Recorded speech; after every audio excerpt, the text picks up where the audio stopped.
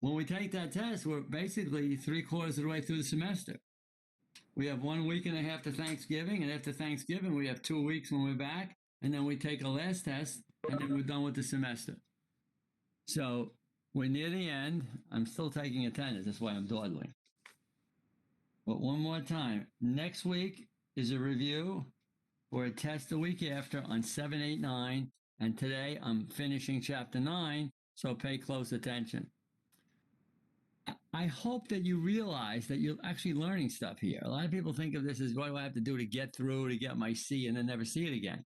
But you should look at it a different way. You're actually learning neat material that you're going to use in other courses, especially if you're one of the people who wants to go into IT as a career.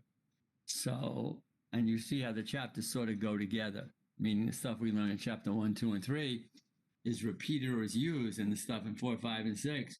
And then that's repeated and used and blah, blah, blah. Okay? All right. All right. I'm dawdling just so I can make sure I don't miss anybody, but I really do want to start the lecture. All right, good. Oh, there's one more person I want to get.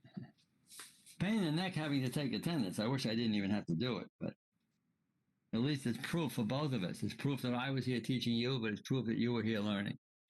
Okay, so let me do what I always do then, which is to minimize this.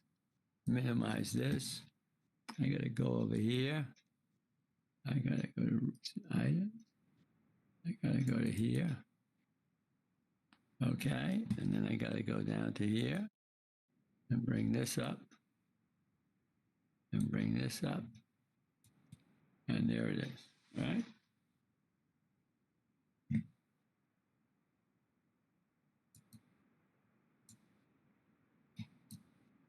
Now, I forgot how I'm going to do this because I don't want to have to do chapter 9 again. Remember, this stuff will be or might be on a test coming up the week after next. Oh, okay. This is one of my favorite chapters, security, and I'll give you the plug again. If you want to take my course next semester and do 15 weeks on security, it's a neat course. It's very interesting. But the reason you might want to consider is not because you get to see me teach again. The reason you might want to consider is it leads to another CompTIA certification. So if you were to get the Network Plus certification from this course and get Security Plus in that course, you would then have what?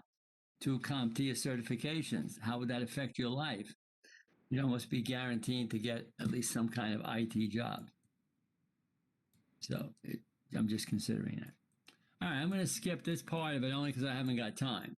I'm not saying it wouldn't be on a test. I'm saying I don't want to do it. Yeah. And what I think I'm going to do is I'm going to begin here. And we've done some of this before, but I'm going to begin here. And we're going to spend a lot of time on this malware stuff. Now remember, hint, hint, hint, we're not doing this for our health. A lot of this stuff could, would, or might be on the next test. All right? Definite test question. Don't mix the difference between authentication and authorization. So authentication, name and password. Are you who you say you are? Okay? Authorization is once I log you on as you and you're the real you, you can see the accounting files, but not the inventory files. You can see the inventory files, but not the accounting files. And you can only see the sales files. Why? Because you're the head salesperson. So what files you authorized to look at? What files you authorized to change? Authentication, what's your name and password? Are you who you say you are? Authorization. And then once you're on, what files and folders are you authorized to access? Don't mix those two up. They both start the letter A.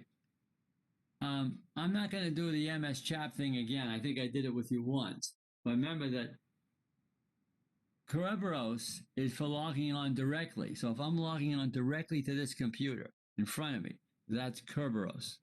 If I'm logging on through the internet, over the network, through dial-in somehow, that's MS-Jack. That's remote authentication. What's the reason? I don't want to send my actual password over the internet. If I'm logging in directly here, I don't mind sending my password because what? It's just going to go through a wire, a short distance. And again, look at the top of the slide. What does it say? Authentication, authorization. Don't mix up the two. I mean, see, here's the thing. This sounds like simple Mickey Mouse stuff. But if I just go through this and say it, and then I put it on a test, oh my God, you tricked us. Oh my God, I know you're going to ask that. It's very easy. Just remember that you have to know that kind of stuff. And by the way, in a job interview, the guys might want to know that difference. See what I mean? And if you mix it up, it's not that you wouldn't get hired, but you look foolish. Okay, I'll do this quickly. Multi-factor, that just means two things. So let's take this. When I get my money from the bank, I need an ATM card, what I have in my possession, but I also need the PIN number. So the ATM card without the PIN number is no good, but the PIN number without the ATM card is also no good. Multi-factor means the top. Use it to supply two or more forms of authentication. Remember, authentication is the login process. Authorization is what you can do once you're on. I put a lengthy lecture on this. I think I'm going to do it again because there might be something on it. It's true that Windows allows a password up to 128 characters. That's really not that important. Nobody cares about that. What's the minimum password length? You know what it is? The minimum password length is 0. Well, what if you had a minimum password length of 0? That means you don't need a password. That means you could omit a password because the minimum password has to be 0 characters. A non-password is 0 characters. But even though that's the legal minimum, most of the time you want to do a minimum for practicality of, say, 5 to 8 characters. Now remember, the longer the password, the more secure. A bigger password, a longer password is more secure than a shorter password. On the other hand, password age works the other way. The lower the password age, the more secure. So in other words, a 1-year password is 365 days. A half a year password is 180 days. And if you change your password 4 times a year, that's only 90 days. So with password age, the lower the number, the more secure. The more can you change your password, the better. And I think we went through password history. I don't want to spend a lot of time on it, but that's so you can't reuse the same password over and over again. So I used to go password 1 and 2 and just go back and forth. Now I got to use this password, then this, then this, then this, 4, 5, or 6, or 8, or 10 of them before I can reuse the first one again. Again, that's an option. You have to tell them, I want to enforce password history, and here's the number. I want to have a minimum password age, and here's the number. The normal number for the minimum password is 0. You don't need one. I want to go in and say, but in this case, I want to make a minimum password of 5 to 8 characters. And again, that says the same thing, minimum password, blah, blah, blah. Remember what complexity was. And this is important for the next slide. Password complexity. Passwords are case sensitive. So Mr. Cool in capital letters and Mr. Cool in small letters is 2 separate passwords. But what you'd want to put is capital M, small r, capital C. That Mr. Cool is complex. So if you combine uppercase, lowercase, and numbers, like Mr. Cool 1, 2, 3, that would be a complex password. Now the next slide is my favorite slide, so pay close attention. Oh, I can't do it that way. Okay, do use a combination of uppercase, lowercase, numbers, and special characters. Don't use common dictionary words. Do use uppercase, lowercase, numbers, and characters. Don't use common dictionary words. This crazy thing here is considered a very good password. What does it say? Networking is cool, but it really doesn't say that, does it? Cool is spelled C-O-O-1, and that's not is, that's exclamation point S. And even the word networking is purposely misspelled. That's considered to be a good password. Why? It's easy to memorize, but it doesn't use any dictionary terms. Okay? By the way, why are we wasting a lot of time on passwords? Well, because even though they're not the best thing in the world, if you're talking about security, you can't talk about security without passwords because that's the most common way to do things. Look, nothing in this chapter is really difficult. It's all common sense, but you got to know it. I'm going to slow way down near the end. And we'll still get out of here a little early today. I'm skipping all this crap here. I don't care about that. Okay, but I do want to talk about this. So if I'm sending data over the internet, I'm sending you my term paper, I'm sending you something. If I send it in plain TCP/IP, anybody can eavesdrop, anybody can capture a packet. So if I want to encrypt the data going over the internet, that's IPsec. Now, if you remember, back in chapter 4 or 5, we had all the sub-protocols of TCP/IP, FTP, HTTP. IPsec was one of them. What does it do? It encrypts the data going over the network. But the cuidado here is a little bit different is I encrypt when I send to you, and then you decode and read it. You encrypt when you send to me, and I decrypt it and read it. Here's the cuidado. Pre-shared key, a series of letters, numbers, and special characters that they use to authenticate each other's identity. How do you get that? The administrator enters the same key on both devices. So if somebody types the key on my device and somebody types the same key on your device, when we decide to use IPsec, it's not coincidence that that guy can decode you. Now, what about that guy over there is using IPsec? Well, if he doesn't have my key, he can't decode it. So if the administrator put it on yours and yours, didn't also go over and give it to him, he will not be able to read it. Administrator enters the same key of both networks. We then encrypt it and decrypt it with IPsec pre-shared key. We both have the same key because someone shared it with us before we started. Right? I'm skipping this part. Okay, we covered this once, but I'm going to cover it again because it's important. Now, again, I forgot what's actually on the test, so I will review that next week. But all this stuff is important stuff, period. Again, we'll have a regular lecture on Monday. On Wednesday, we'll do the review, and the test will be the following Monday. Okay, what's a VPN? It's a private network, but it's not an actual private network. It's a virtual private network. How do I do it? I dig a tunnel. So here's the picture. So I want to talk to you privately on the internet. So I drill a tunnel through the internet. So you say, okay, give me a drill. I'll drill a tunnel. Well, you can't drill a tunnel through the internet. There's nothing physical there. You'll notice if we go back a slide. What's the tunnel in quotation marks? Encryption technology to ensure the communication is secure. You and I have such a secret code that it's as if we had a private tunnel on the internet.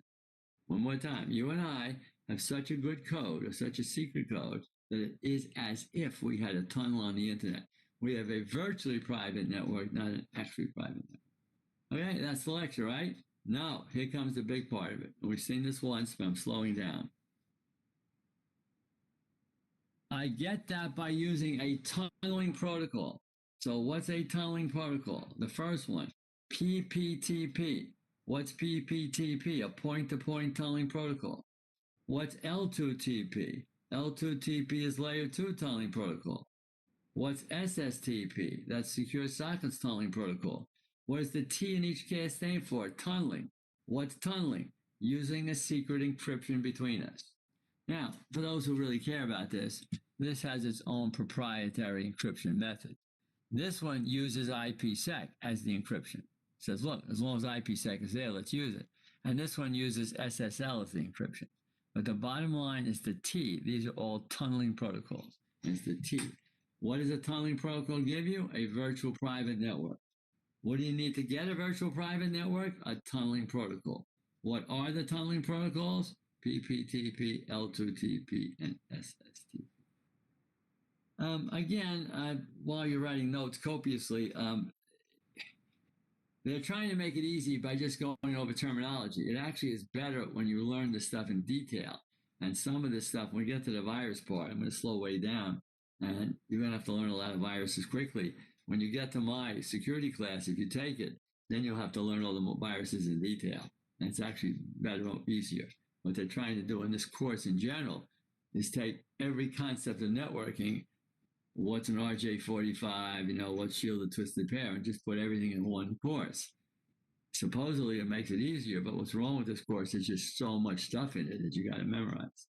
But you do have to memorize it if you want to get that certification. All right, let's keep going. So we all know what a VPN is, and we all know now what tunneling protocol is. It's almost 3:30. I think we'll be done with this by around 4:15, so we might get out early. But I'm not in any rush. I'm going to slow way down from now on because the other stuff is not hard. It's just interesting.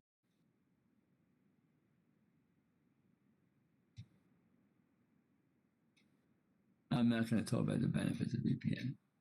All right, I think I talked about this, but I do need to talk about it because I think some of this might have made it to the test. We're now going to talk about wireless or Wi-Fi.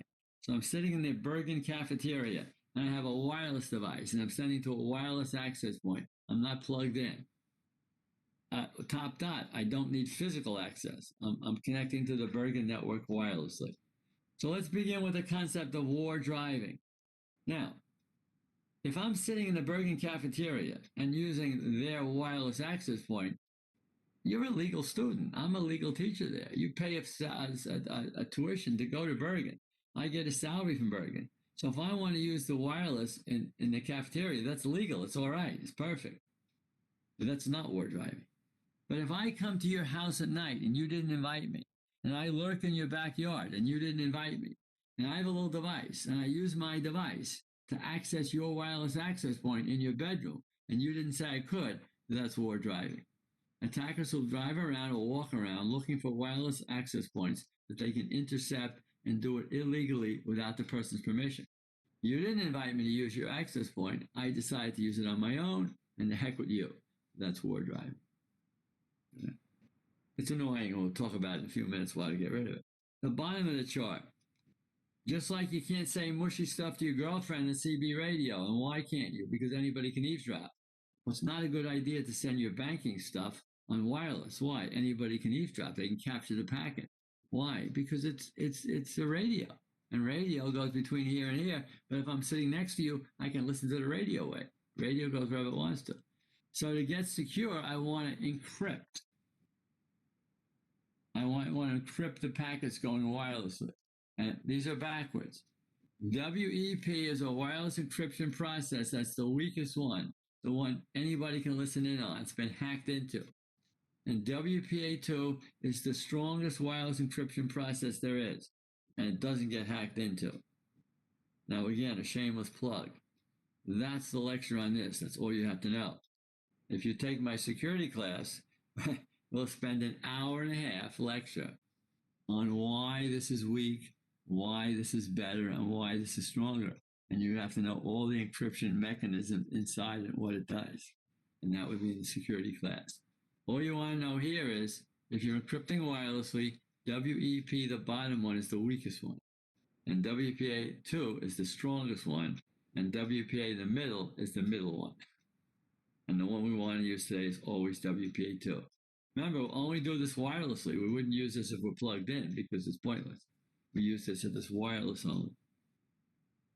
Again, this whole course is techno-babble, techno-terminology. And here we go. Now let's try the MAC address filtering because that's not that hard. Remember what I said? I come to your backyard and you didn't invite me. And I'm not going into your house. I'm staying in your backyard without going to your house. But I'm connecting to the wireless access point in your bedroom because I can go through the wall. How could you prevent that? MAC address filtering. If the network is small, you can use MAC address filtering on the access point to restrict access. So what happens is you live in the house with Uncle Herman, Aunt Gertrude, and mother and father, and maybe your younger brother. So you'd put all their MAC addresses on the wireless access point. If anybody living in your house, including you, tries to address the access point, it recognizes. I know who you are. I know who you are. Now, when I sneak into your backyard and I've got a device, it looks at the MAC address in my device and says, I never heard of you. I don't know who you are. You're not on my list, so I'm not going to let you in. Now, my other class, people always say, should I always put this on? And here's the answer. At Bergen, do you think they use this? Of course not. And why not? Because the wireless access point in the cafeteria is available to thousands of students. You would need to have thousands of MAC addresses to let all those students get in. They can't be bothered with it. So at Bergen, this is clearly not turned on and shouldn't be. Now, should you turn it on at home? Well, if you don't have any problems, don't turn it on. It's not needed. But if you find, oh my God, people are always hacking into my access point, what could I do? Then you could use it.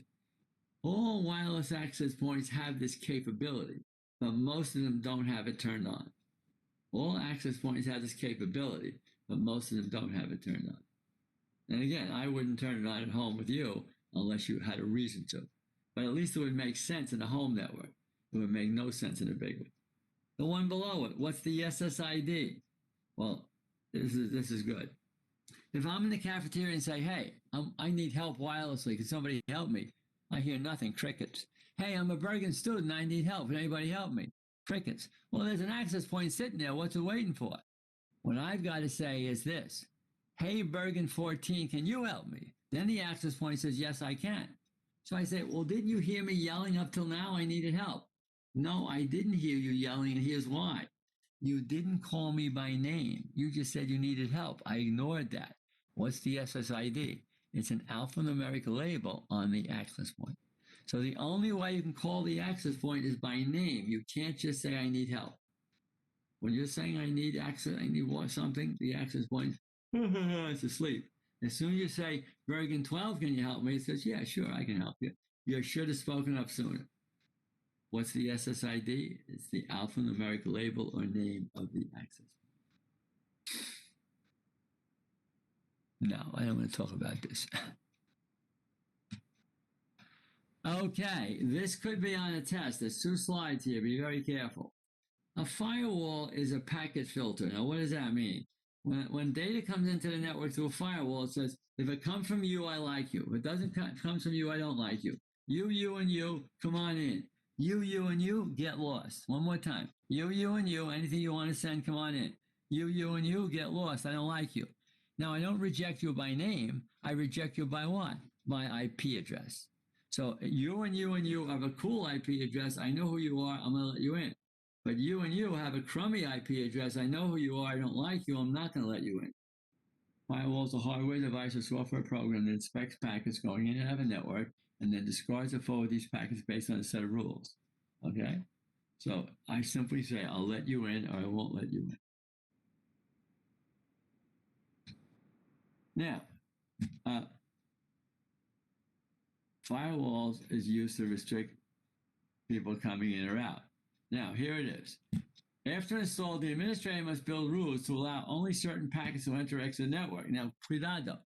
Packet be based on source IP address, destination IP address, or protocol. Now, legally, it can be based on those. But what do you think it's based on mostly? I reject you by your source IP address. Think why. Your source IP address is who it came from, and who it came from is you. So if I don't like you, I'm saying any packets from you are not getting in.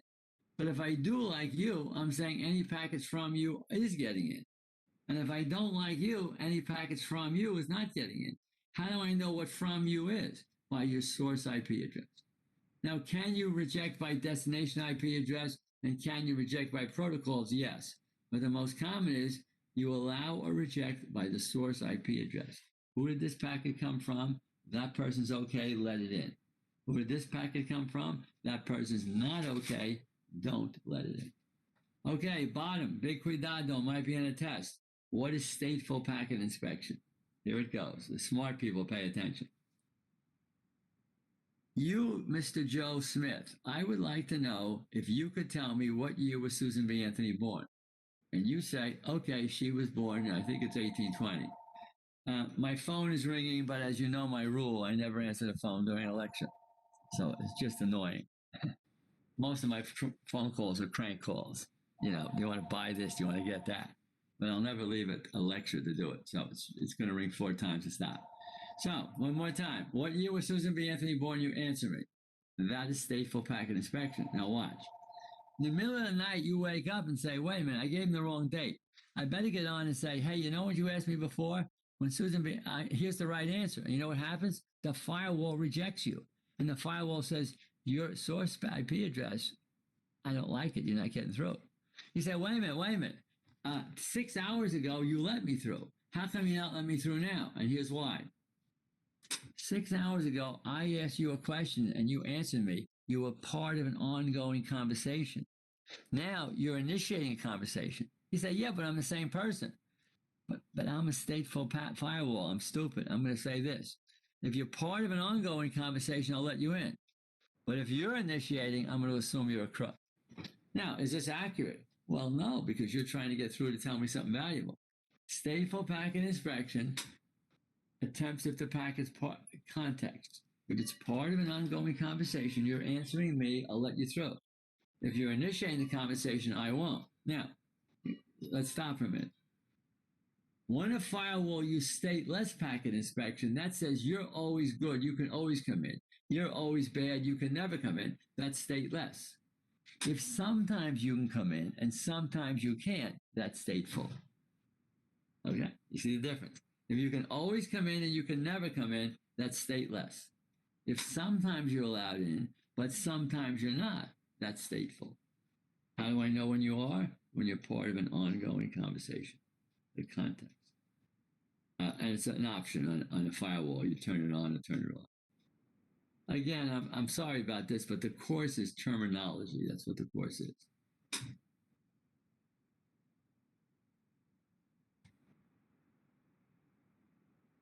I'm not going to talk about this. I'm not going to talk about this either. I just don't feel like it.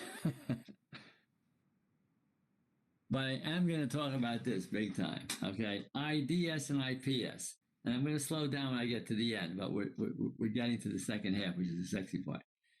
IDS is intrusion detection. IPS is intrusion prevention. So I gave you the example. I'll do it quickly. You come home, you put your pants over the chair, you go to bed. Somebody sneaks in the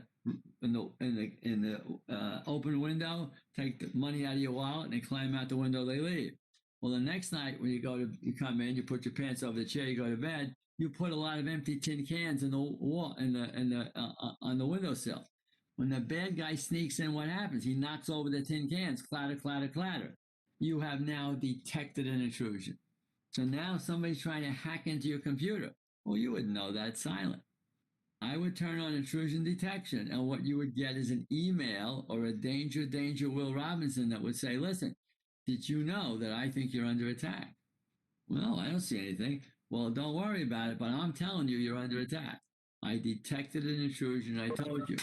The difference is, everybody, intrusion prevention.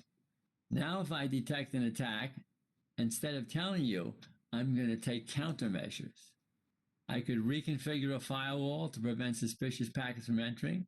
I could reset a connection to stop the packets from getting through, or I could disable a link. Now, when I say I could, the software automatically reconfigures the firewall. The software automatically resets a connection. The software automatically disables the link. That's intrusion prevention. Intrusion detection detects the intrusion, and intrusion prevention takes countermeasures to do something. Know the difference. Big cuidado, this one down here, it might be on a test. What's a honeypot? Well, if I get attacked, that's a pain in the neck. You know, I'd like not to get attacked, but there's a lot of bad guys. Is there anything I can do about it? Yes. I could have a device installed as a decoy. So if I have a server 12, and I know that server 12 has some data on it, so you know, that's valuable data. Somebody's going to attack that server. Here's what I'm going to do. I'm going to make a faker artificial server 12. And that faker artificial server 12 is going to have faker artificial data on it. But the faker artificial data has got to look very real. What's going to happen?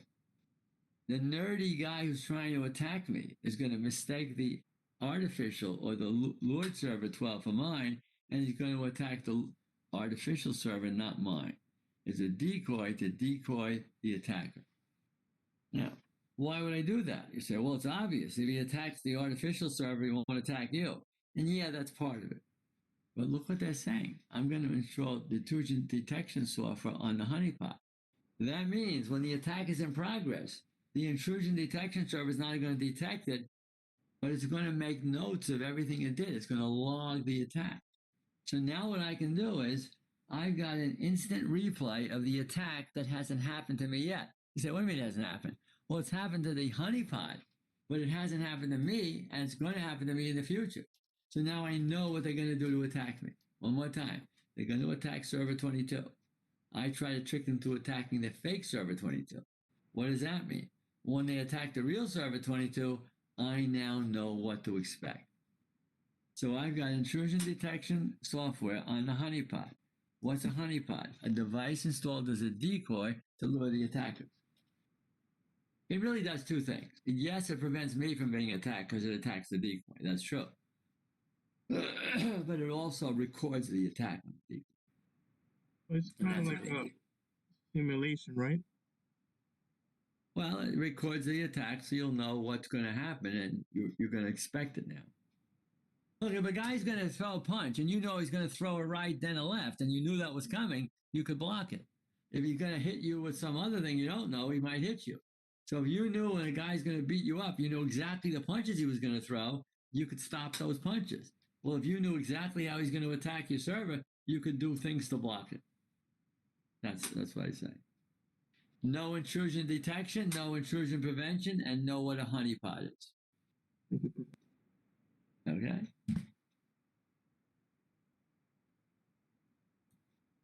Now, here comes the sexy lecture. I'm going to slow way, way down. Okay? It's 3:50. We'll be getting out of here about 4:10 or 4:15. What's malware? Malware is any kind of software that screws around with you, that messes with your head. You say, what about a virus?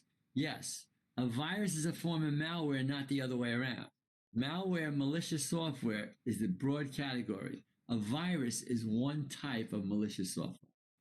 One more time, a virus is one type of malicious software. And unfortunately, we have to know what a virus is and how it works and how it does stuff. So here we go. A virus is a program that spreads itself by replicating into other documents. Remember, if you get a virus, it can spread around, okay? We're going to talk in a minute about how it spreads. But here's the lecture you're not going to like. Okay, yes.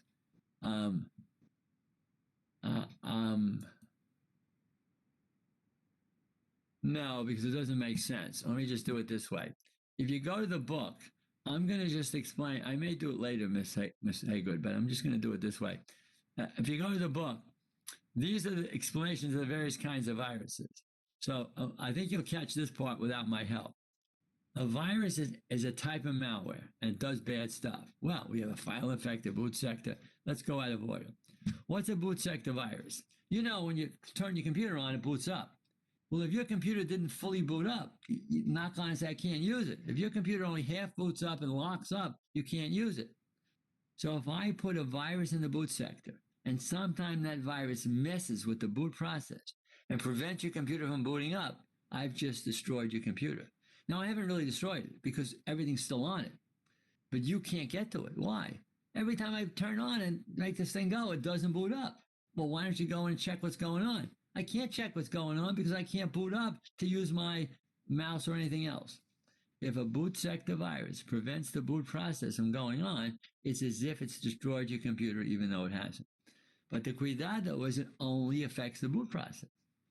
But that's pretty serious if it does. It doesn't affect anything else. Okay, what's a file infector virus? That corrupts a file. But there's a cuidado on that. It's not any file. Because a virus can only spread by getting into some kind of file. If I infect an executable file, now an executable file means I click on the file and it does something.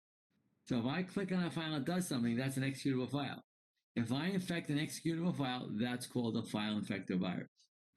So a file infector virus infects an executable file, and a boot sector virus affects or screws up the boot up process. Here's what I'm trying to tell you. Each virus does something in its own category. See the difference? Now, the next one's my favorite one, so pay attention. What's a polymorphic virus? Watch carefully. What do I use to get rid of viruses? I use antivirus software. I use what? Norton Antivirus, Symantec, one of them. Well, how do they get rid of viruses? Well, first they got to spot the virus. So what happens is the thing scans and says, I see that file. That's a virus. How'd you know it was a virus? I'd recognize that virus anywhere. I've seen it before. It knows the virus because it's seen it before, and every time it sees it, it's going to get rid of it. So the polymorphic virus knows that. So when it comes in and messes with you and screws you up, the antivirus software spots it. Now it's going to go in again. If it goes in again, the antivirus software is going to stop it. So it reprograms itself. It changes itself. So when it goes in again, it looks different. So supposing every day I showed up one day with a beard, next day with thick glasses, next day with I don't know, a white beard. I disguise myself every day. You might not recognize me. The polymorphic virus rewrites itself so that every time the antivirus software sees it, it looks different. Why does it do that? Because then it can hide and sneak in several times because the antivirus software won't spot it. That's a polymorphic virus. And I'm going to skip the rest. I'll just do one more, the macro virus. And what a macro is a series of steps. Excel has a macro. So if I write a macro, one command will do 4 things. Or one command will do 5 things. Now, this is important. If I write a macro that does 4 things, that's just a macro, and that's a good thing. But if I write a macro that does 5 steps, and those 5 steps somehow screw you around, they delete your term paper, they corrupt your term paper, they put curse words in your term paper, that would be a macro virus. One more time. A macro is simply a command that does 3 or 4 or 5 steps. A regular macro is a command that does 4 or 5 steps good. A macro virus is a command that does 4 or 5 evil steps that screw you around. Okay.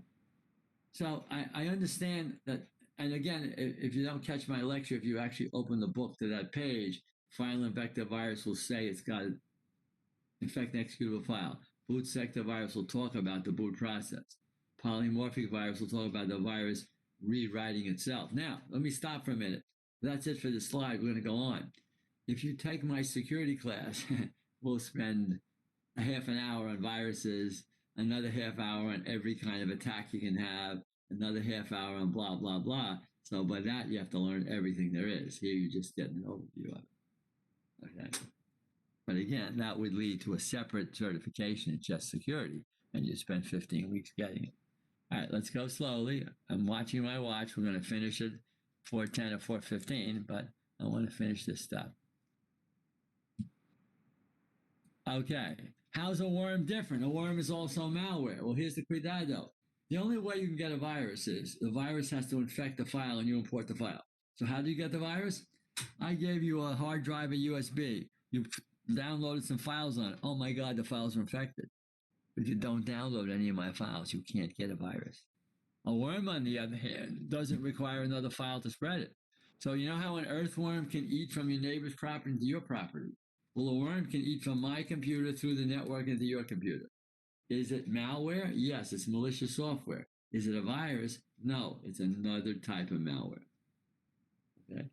A virus requires a file to spread. A worm can spread on its own. It does not require a file to spread. But they're both forms of malware. Okay, hint, hint, hint. Several things from this page will be on my next test. Let's begin with the Trojan horse. You all know the Helen of Troy and the wooden horse, but I'll tell you in case you don't. They were going to attack the fort. They said, okay, you're too powerful. We can't attack your fort. You win. We're better soldiers than us. We're leaving tomorrow. We give up. You're in your fort. We're going to go home.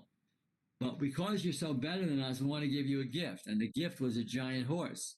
So they pulled a giant wooden horse inside the fort, and then they all went to bed. Well, inside the giant wooden horse was a lot of soldiers who came out and killed them all. And that's how they took the fort. So what's malware? It's a free utility, such as a screensaver or a video game, but in the background it does something bad. So in the front end it does something legitimate, in the background it does something bad. Trojan horse. Malware that appears to be something useful and must work as the things. So if it's a calendar, it's got to work as a calendar. It's a screensaver, it's got to work as a screensaver. But what you don't know is while it's calendarizing, while it's screensaving, it's deleting your term paper or reformatting your hard drive or messing you or screwing you up. That's a Trojan horse. Now, the second one down, hint, hint for a test. What's a rootkit? That's another form of malware. What does it do? It monitors traffic, it monitors keystrokes and captures your password. But what makes the rootkit so tricky is this. When a virus gets you, it says, ha ha, sucker, I screwed you. When the rootkit gets you, it doesn't say anything. I just stole your credit card number, but I'm not going to tell you. I just stole your bank password, but I'm not going to tell you. I just read a letter from you and your girlfriend or boyfriend, but I'm not going to tell you. So the rootkit does all kinds of eavesdropping and bad stuff and doesn't let you know it. So here it is. The rootkit is the most difficult form of malware to detect and the most difficult form of malware to remove. Why is it difficult to detect? Because it hides itself.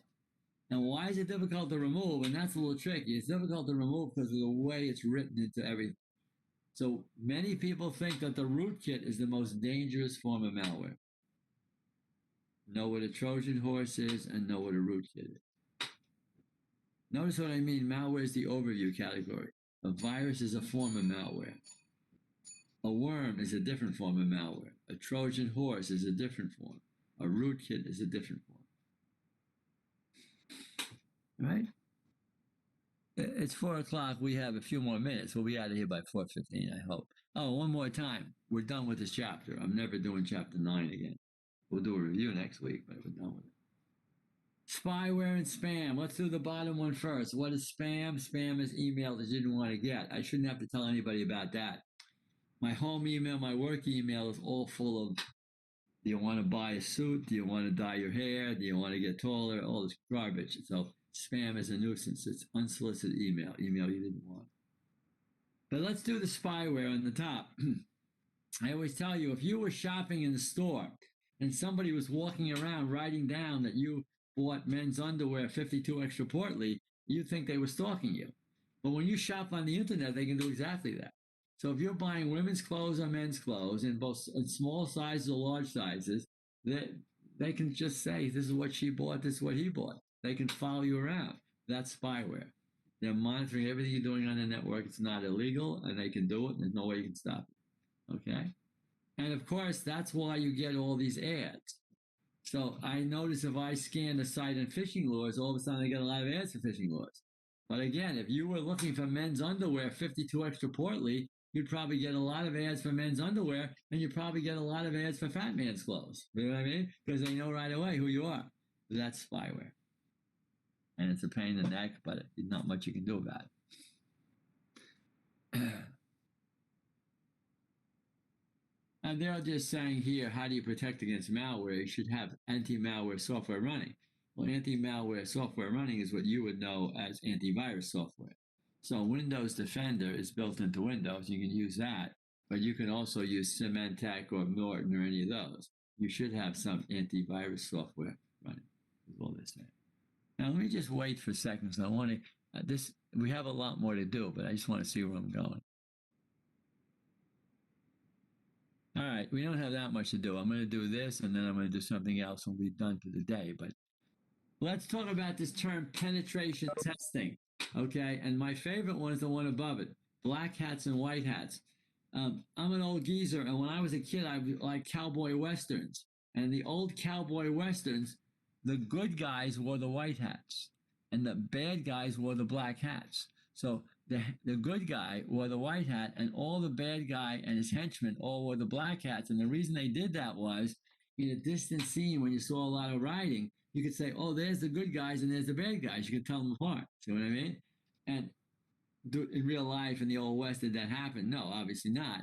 But in the movies, it made the thing. So here it is.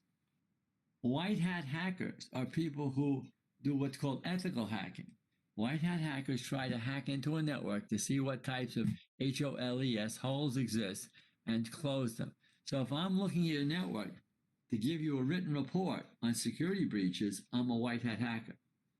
But if I'm hacking into your network to steal something from you, then I'm a black hat hacker. See what I mean? So the white hat hacker is a certified ethical hacker who's hacking in to find out what's wrong and help you out. And you're paying me money. The black hat hacker, you didn't authorize me to hack in. I just want to hack in to steal your money. And that's a black hat hacker. Skipping all this. All right. We only have 2 or 3 slides, but they're very important and they're very tricky. And I'm going to go quite slowly. You know what a denial of service attack is. So let's assume that you in your spare time make fishing lures. And so from 8 to 9 to 10 o'clock at night, you sell them. Now, how do you sell them? Well, you have an internet website and people log in and say, I want to buy this bass lure. I want to buy this perch lure. And you get their credit card and you send them the lure and you make a lot of money doing it. Well, I don't like you. I want to stop you from doing it. Well, if I could, denial of service, if I could tie up your network bandwidth, in other words, you got 3 or 4 or 5, shall we say, connections. People can get in this way, this way, this way. If I could tie them all up, what would happen is the customer couldn't get through because you're so busy. Let's say you had 5 phone lines. Let's say I tied up all 5 phone lines. Nobody could get through to make a phone call. So that's what denial of service is. How do I do it? Well, let's try this one. What's a ping flood? So you're sitting there at 7 or 8 o'clock ready for customers to come in. So I do a ping. Now, you know what a ping is? ICMP echo request. Are you there? And you say yes. Are you there? And you say yes. Okay. You tell me yes, then the customer comes in. Now I say you. So he pings you, are you there? You say yes. What if I could get 1,000 computers to say, are you there? Are you there? Are you there? You say, yes, I'm here. Yes, yes, I am here. Yes, I'm here. Yes, I'm here. Meanwhile, the customer who's trying to get through can't buy your phishing lures. So a ping flood says a large number of pings requests to the host. They cause the host to reply, tying up the CPU, tying up the bandwidth, and preventing the customer from getting through. And if I do that for several hours, and you're constantly answering me for several hours, then when you close up at 9 or 10 o'clock, several hours went by when people could have shopped at your thing and they couldn't. I screwed you. Let's do the top one. What's a half-open SYN attack? This is my favorite. If you remember, back in chapter 4 or 5, we had to know about TCP and we had to know about connection-oriented, and we had to know how the TCP initiates a connection. And we had the famous TCP handshake. I want to synchronize with you. I acknowledge that, and I want to synchronize with you.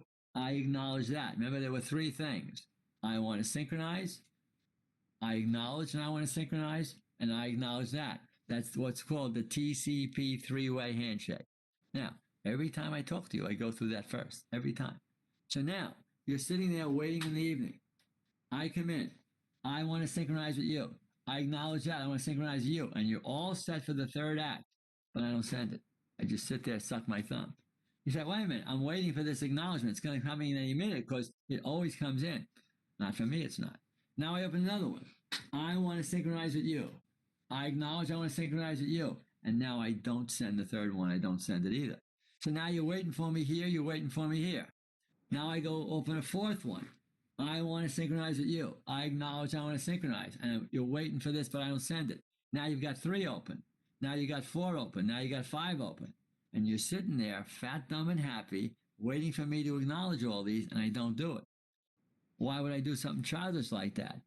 Because the customer that's trying to buy your phishing lure can't get through to you.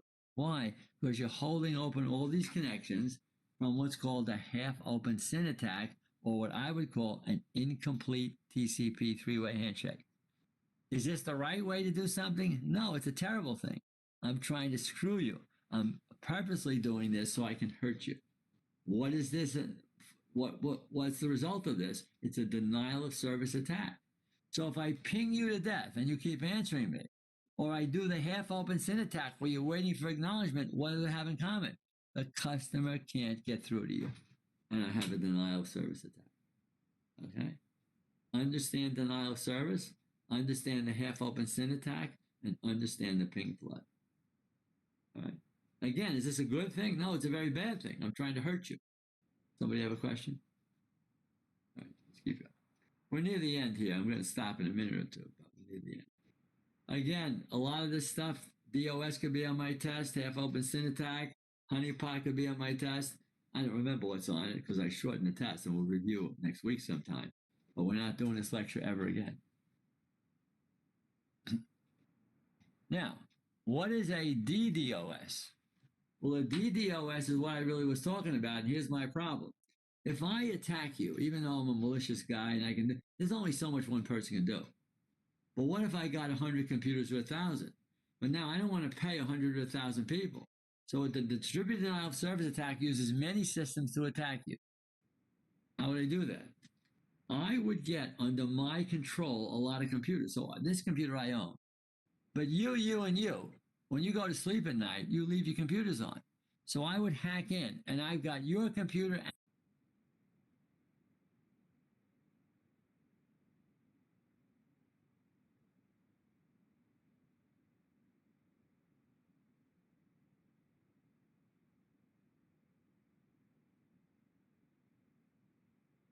Well, 500 computers in 500 houses.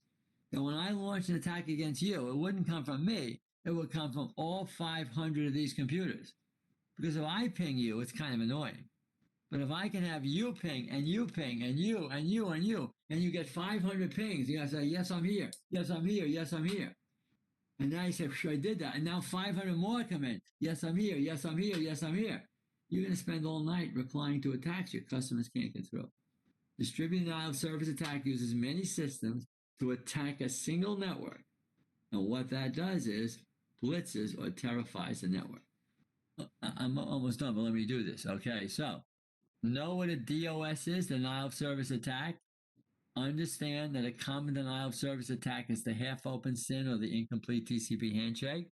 Understand what a ping flood is, and then understand what a DDoS is, the distributed denial of service attack, which means. Now, again, here's why it's actually a little bit hard for me. If you take my security class, we go into this in excruciating detail.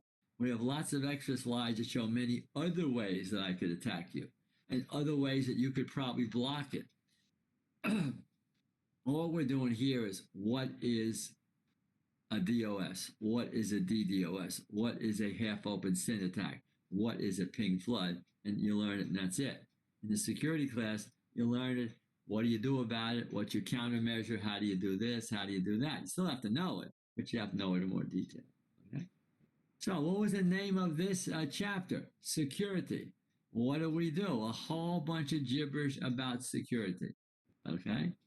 Now, don't anybody go home, but I think we're just about done. I just want to check. We're going to leave in a minute. I just want to check if anybody I missed for attendance. So let me, Ryan Viola, I'll get you.